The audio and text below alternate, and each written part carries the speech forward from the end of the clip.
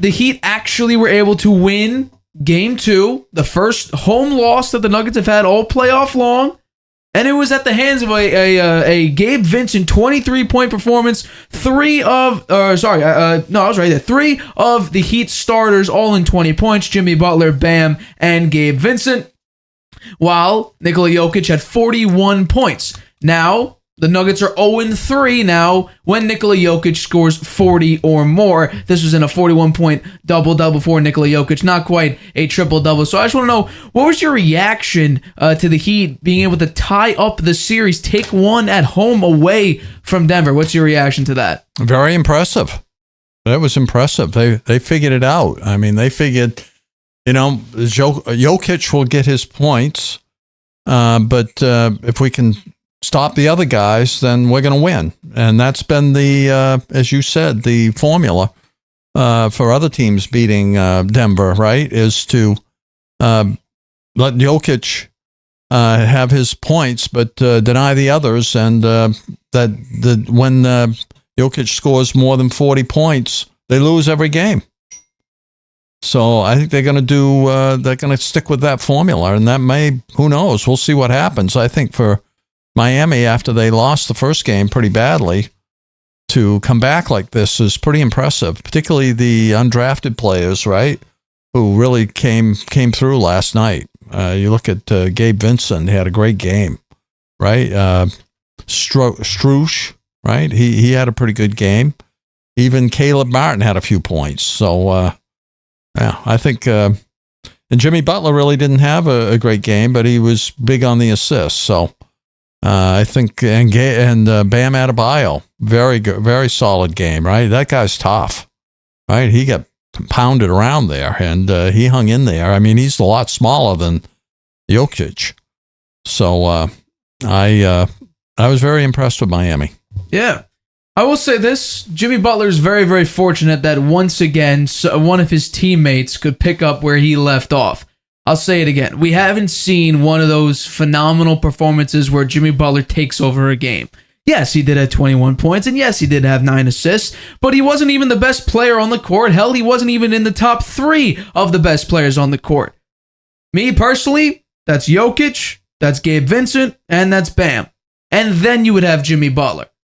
So Jimmy Butler isn't even a top 3 player on the court right now, or at least in this past game. Gabe Vincent was crucial against the Celtics. He had his career high in points at 29. It was in Game 3 or Game 2 against the Celtics, which was huge for them. And I said in Game 6, I believe it was Game 6, if Gabe Vincent plays, I give them a 45% chance to win. It came down to a 0.2 second shot by Derek White to push them to a Game 7. They almost won, and Gabe Vincent played pretty well in that game as well.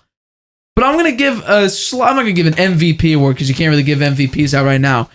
The biggest moment of this game in the fourth quarter, first of all, the Heat went on a 26-8 run in the fourth quarter, which was huge. They went into the fourth quarter down by 8. You go on this big run, you end up winning by 3, but you beat the Nuggets 36-25 in the fourth quarter alone.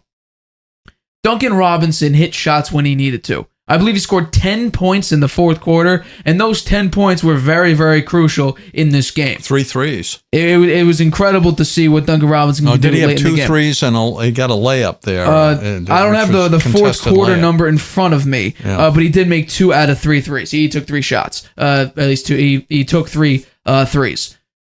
Jamal Murray, I want to say this. Michael Porter Jr., I have a lot of faith in him. I believe he's like a 17-5 average guy. But this encapsulated really what the Nuggets were going for. This image right here. Michael Porter Jr. decides to take a shot when there are 3 Nuggets right in front of him that are wide open, and one other Nugget on the wing wide open. I believe that's KCP on the wing. Yeah, it is. Wide open at the 3. And he decides to take a shot. This image right here encapsulates what the hell was happening. The Nuggets went down early, and they went on this big run early, but they can never solidify a lead and push them past the Heat, and that's because, honestly, of really good coaching. And when it's only Jokic hitting shots and Jamal Murray isn't hitting his shots, Michael Porter Jr. can't hit the broadside of a barn from 3, apparently. Aaron Gordon, he made a couple shots. I think he should have shot more. He scored 12 points. I mean, no, Jokic had 28 shot attempts. 28 shot attempts. We just saw him shoot 3 in the first half, and they're up by 17. He shoots 28 shots in this game, and they lose by 3. I think it's demoralizing when the only guy that could score, and this is because the Nuggets don't have superstars in their team. It's Jokic, and Jamal Murray is a very good number 2 at this. Is that if Jokic is the only one scoring and no one else could hit a lick, the morale and the energy just gets stripped from them, and then you're not ready on defense. The effort isn't there on either side of the ball. You don't want to run after loose balls that much because what's in it? You can't hit a shot. If it's not Jokic, it's nobody else. So the energy just wasn't there. And Mike Malone even said after the game, he went right to his team. He ripped his team about the effort that they were putting in, and I completely agree with that. I mean, he made some mistakes too. He should have taken a couple of timeouts there right at the end. We'll talk about that later in the show, and we're going to talk. I think that's going to be an interesting topic. What side you take from that? I'm sticking to my guns with my opinion on that. However, I will give the Heat credit. They went into Denver and they took care of business. They led early, then they went down actually, but in the fourth quarter, entering the fourth quarter down by 8. It was the role players who made the clutch shots. It was Duncan Robinson and Gabe Vincent and everyone. And honestly, Jimmy Butler, yeah, he's really, really good. But he's not this mythical Jimmy Butler that people are saying. He isn't this mythical. Is he Jordan's son? Who knows? He's not this type of character that we saw in the first series. And honestly, I don't think if we'll see that Jimmy Butler again. In order to win this series, we may need to see Jimmy Butler take over a game. I think so. But we haven't seen this mythical entity that we saw against the Bucks, where he drops 50 plus, and then he goes out the very next game and scores like 40 something. We haven't seen that Jimmy Butler since game 4 and 5 against the Bucks. We didn't see it against the Knicks. It was just Gabe Vincent and everyone else just doing their job. Caleb Martin hitting threes in that series. Against the Celtics, it was Gabe Vincent, Caleb Martin, and Max Strus destroying the Celtics. We haven't seen Jimmy Butler take over a game. So yeah, this was great, but Jimmy Butler wasn't even a top 3 player on his team. Is he still a really good player? Yeah, he's a good player. But he's not this, guy who just take over and just dominate a game. We haven't seen it in a while. We haven't seen it in about a month, over a month by now. So, while this is great, I think the Nuggets are going to come back in game 3 on, I believe it's on Wednesday. And I think they're going to get back into rhythm. I don't see the Heat going in and beating this team. I think Mike Malone's going to drill into them in practice and in pregame, and they're going to be really, really good and come out with a new fiery passion for Game 3. And I just think, honestly, this is the way that the Nuggets just portray themselves in this game. It wasn't good. It really, really wasn't that good. And will Jimmy Butler explode? Everyone's talking about, we got to see this Jimmy Butler game. Well, I haven't seen it. Have you? Have you seen Jimmy Butler take over a game and say this is mine? Because I haven't. No, I don't think he tries to do that though. Really, I don't think that's his mode. I think he's more a distributor. And he had 9 assists last night and 21 points. That's a pretty good stat line. Oh, it is a pretty good. I agree. So generally, he usually has more rebounds. He only had 4 last night. But I think that in the games where he's scored 50 points, right, he hasn't had that many assists, right? So I think he prefers himself in a role where he's distributing the ball. Right. And he was pretty effective at that last night. Look at the balanced scoring. Yeah. Very balanced scoring, right? Yeah. And I don't know what's happened to Caleb Martin, right? I think he was dealing with an illness going. Like they put really? Kevin Love in because I think Caleb Martin was dealing with an illness. Oh. And honestly, that was huge. I mean, Kevin Love in the starting lineup, he has the most rebounds on the team, second most in the entire game. I mean, that's huge, grabbing boards. Yeah.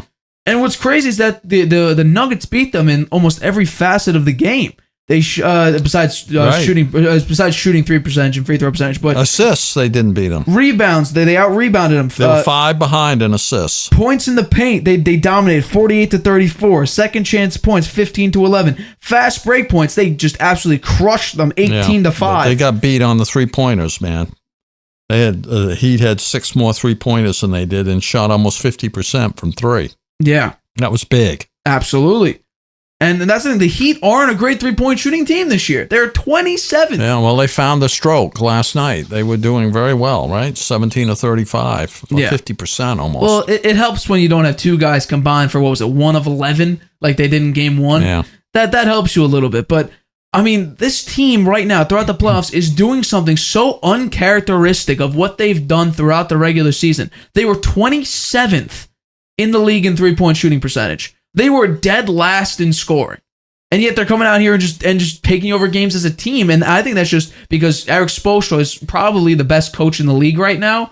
Pop hasn't had the success that he once had with Tim Duncan, Tony Parker, Kawhi Leonard, and Manu Ginobili. The Admiral. Yeah, I mean, so right now, I think Eric Spoelstra right now is probably the best coach in the NBA. Yeah, I think and you're right. he is willing these players to win, take over these games. The role players are coming in. They never give up. Yeah. They never give up. At one point, they were down by 15. That was the biggest lead the Nuggets had. And they went up early. And then the Nuggets started to come back. I think they led by as much as like 10 after they were down. They called timeout. Eric Spoelstra regathers his team.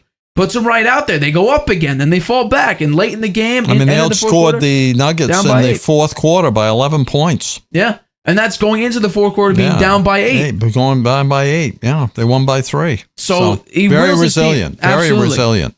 I mean, that's the great thing about coaching. And that's really what playoffs come down to. It's, your guys are there for a reason. The teams are in the playoffs for a reason. You are the best of the best in your league at the current time. And right now, the NBA Finals are what teams have played the best up until that point. And the Heat have willed their way through the Eastern Conference, have wanted it more than every team they've played in the playoffs. The Nuggets have just dominated each team that they've played. I don't think a number 8 seed has ever won the championship. I don't think so either. This will be a first, I'm pretty sure. Yeah, no, I think off the top of my head, I can't think of an 8 seed that won the NBA Finals. But these teams deserve to be here, and that's based on coaching. And honestly, I truly believe this.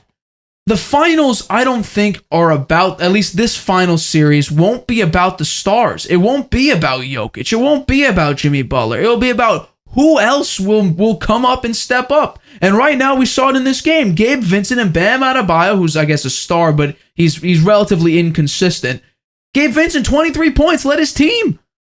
And Max Strus has had his big game. Caleb Martin won Game 7 for the Celtics. Or, I guess, for the Heat against the Celtics.